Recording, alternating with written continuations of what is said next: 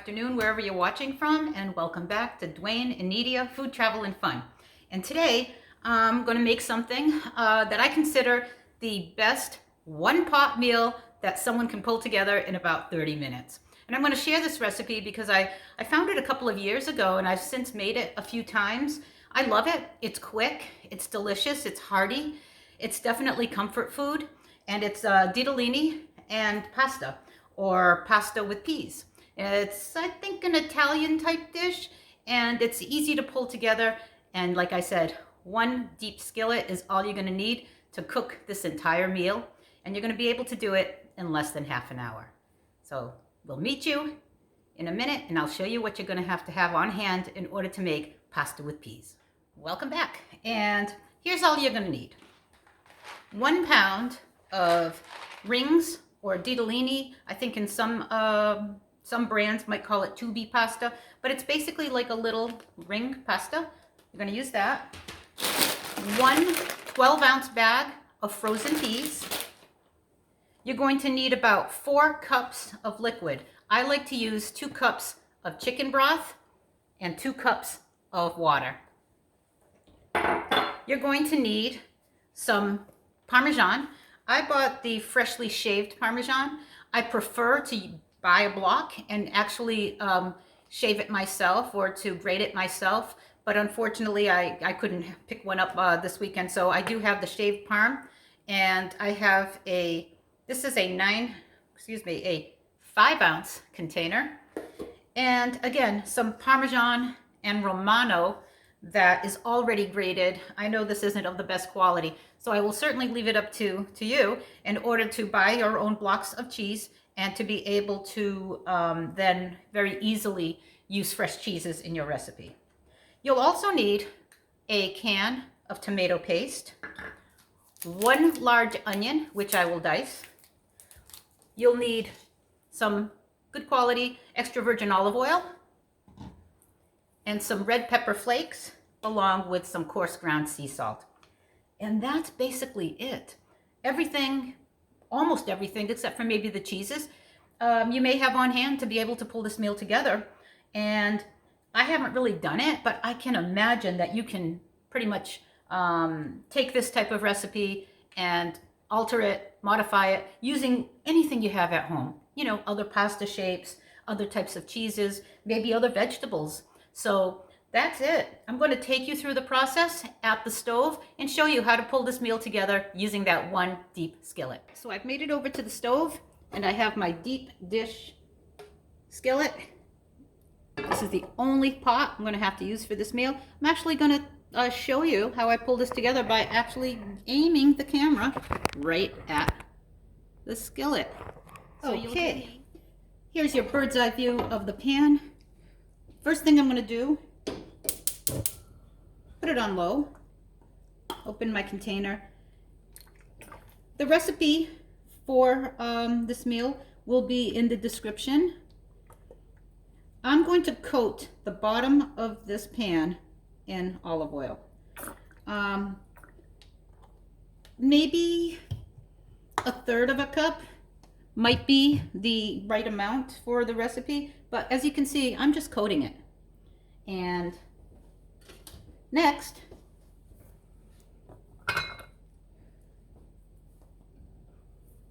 my chopped / diced onion. If you like more onion, certainly feel free to use more.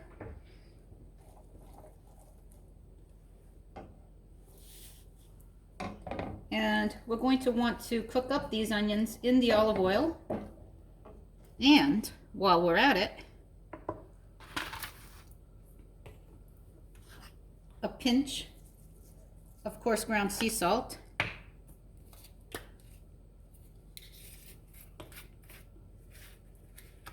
let this start to heat up. There's nothing like a base of olive oil and onions. It's the basis for so many great dishes, so many great Italian and Portuguese dishes. This is red pepper. I'm a fan,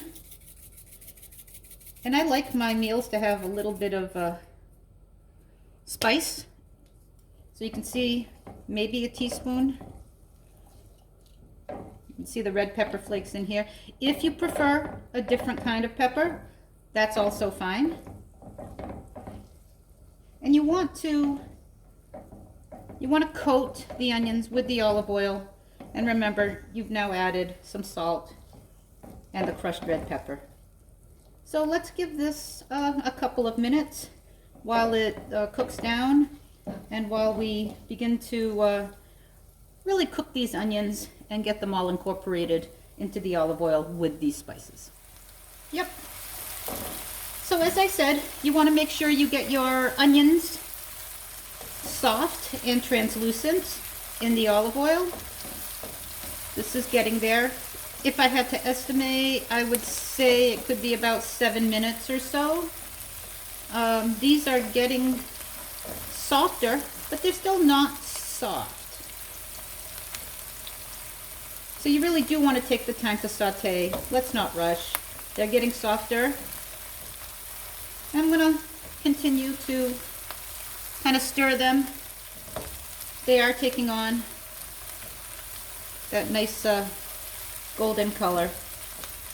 So as I said, this is a one-pot meal, and I've chosen to use the Ronzoni brand of rings.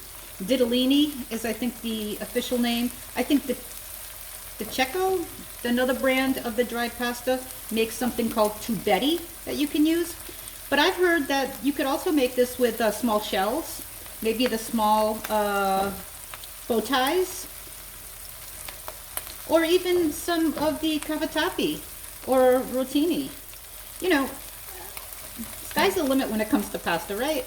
It's all about the shapes you like and enjoy. And really, with a dish like this, it's about having something for the sauce to stick into. So a ring, a shell, something like that tends to be better. Okay, so these are getting very close. Remember, so far, we have the olive oil, the onion, the pepper, and some salt. Now, I'm going to add a whole 6-ounce can of tomato paste. I'm going to put it here on the edges. I'm really going to incorporate the tomato paste with that olive oil. Kind of saute that up in there. Get everything out of this can. You really do want that tomato flavor.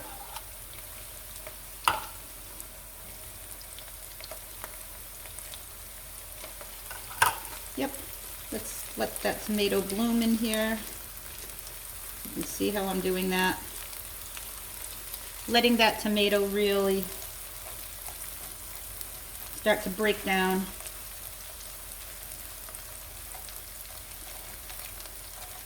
And then start mixing it. Start mixing it with those onions. So we're going to get the olive oil, the onion, and now the tomato paste working together here. Harmoniously in this pan. That's it, working together. So I'll continue stirring and we'll move on with our one-pot meal. Yes, so I've given this about a solid 3 or 4 minutes now of frying up the paste with the onion. You know, this is such a great base for just about anything. Look at that. It does smell delicious. Now, I didn't add any garlic, but this is certainly a dish where if you do like the taste of garlic, you can add some fresh garlic now, or, and maybe this is what I'll do. I'm going to add just a little bit of garlic powder. I do like my things flavored with garlic. Next up, now that we've stirred this up, you can see that the onions are really cooked down nicely now in that sauce. I'm going to add 2 cups of the chicken broth first. I'm going to stir this up. Continue to work through the lumpy paste, tomato paste, and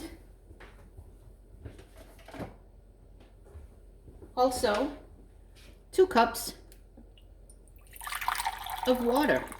I just happen to have this water in my, so it's still hot, but you could add the water cold, doesn't have to be hot.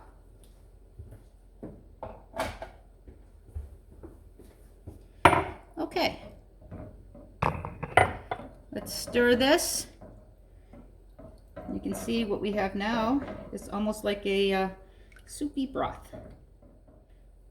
Okay, we've added the water, we've added the broth, and now the whole box, or 1 pound, of the pasta rings. Dump it all in there, just like that. Stir. And next, 12 ounces or 1 bag of frozen peas.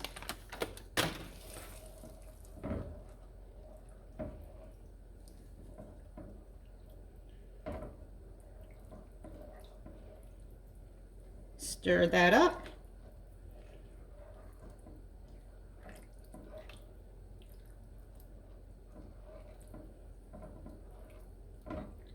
And now we're going to let this, obviously, cook down for a bit. It's already looking beautiful though, huh? All right, so let's let this cook down for a bit. Yep, so we want to cook this down, and we're going to lose some of the moisture as the pasta starts cooking. You can see the pasta sticking here on the sides. I do have it on medium-low heat, and just as you know, an extra tip, we're going to watch just how much of the moisture evaporates, and we may end up adding a little bit of water as we go along, because we really need to judge this, you know, the right way. We don't want it to get too soupy, and we want that silky mouthfeel to be one of a pasta dish, not one of a stew or soup type thing with noodles. So let's keep cooking this down, and I'll bring you back when it's at that either right consistency and everything is cooked, or if I find I need to add a little bit of water to get it to the appropriate consistency. Okay, the pasta is starting to cook, and this is where you would add, in this case, I'm adding a little bit more water, very little water, added at a time. You don't want to overdo to make it too soupy. You do want this to end up being a nice pasta dish, and you have to keep stirring this now and checking to see if the pasta is slowly cooking. We want that pasta to cook in this sauce, and of course it'll release its starches into the sauce, thickening everything. Consistency looks quite good right now. Pasta is still not completely cooked. I would imagine 7, 8, 9 minutes maybe to get the pasta fully cooked. Using these round rings does remind me of SpaghettiOs, although this is much more, I don't know, a fancy version of SpaghettiOs. All right, we'll let this go.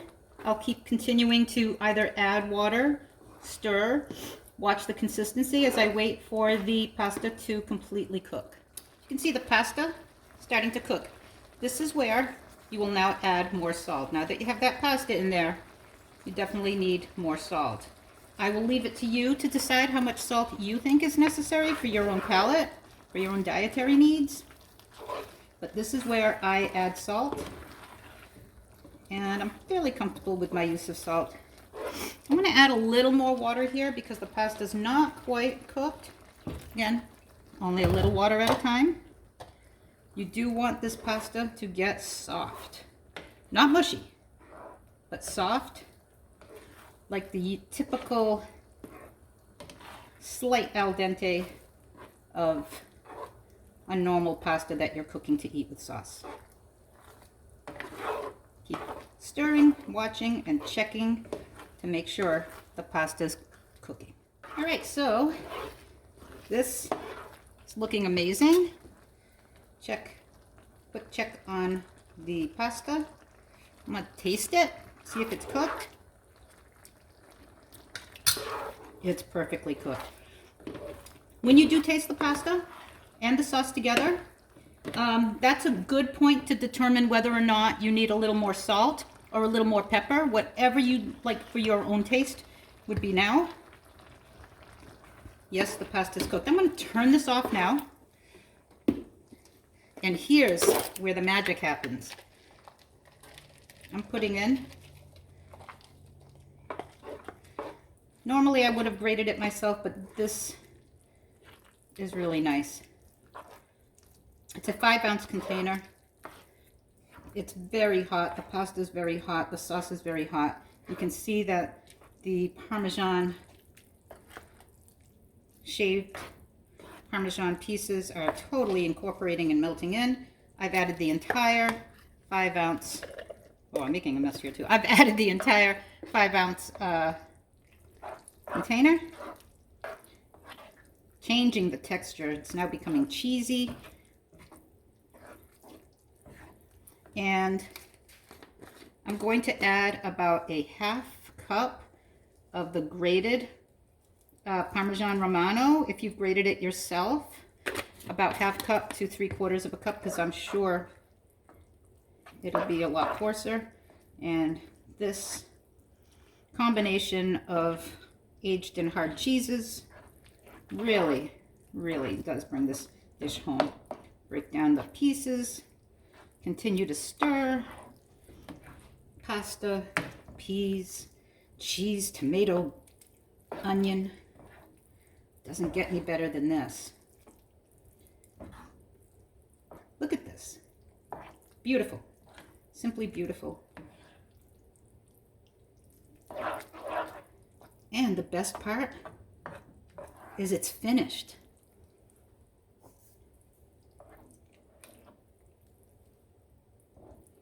You can basically spoon it out. You're going to say, Nidia, there's no meat in this dish. Nope, there's no meat. You could add meat. Maybe Italian sausage, maybe some chicken, maybe some pork or some hamburger. Heck, you know, some linguiça, any type of meat. All right, let's give this a taste. All right, you can see the steaming skillet.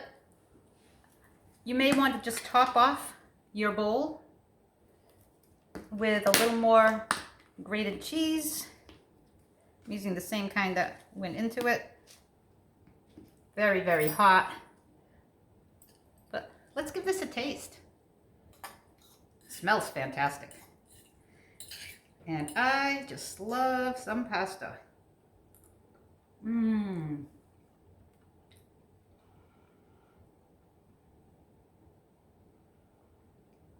Cheesy. It has the burst of fresh sweetness from the peas.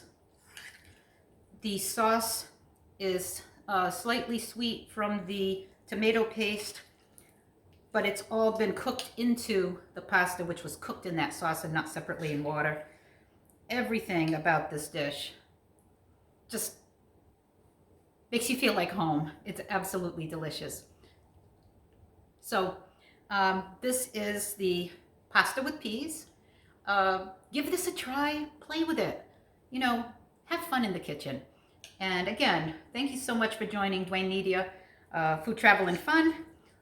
Look for more recipes and more travel videos coming your way. And again, thank you so much. Please like and subscribe if you haven't already. Subscribing is free and it really helps the channel. So thank you, and we'll see you next time in our kitchen.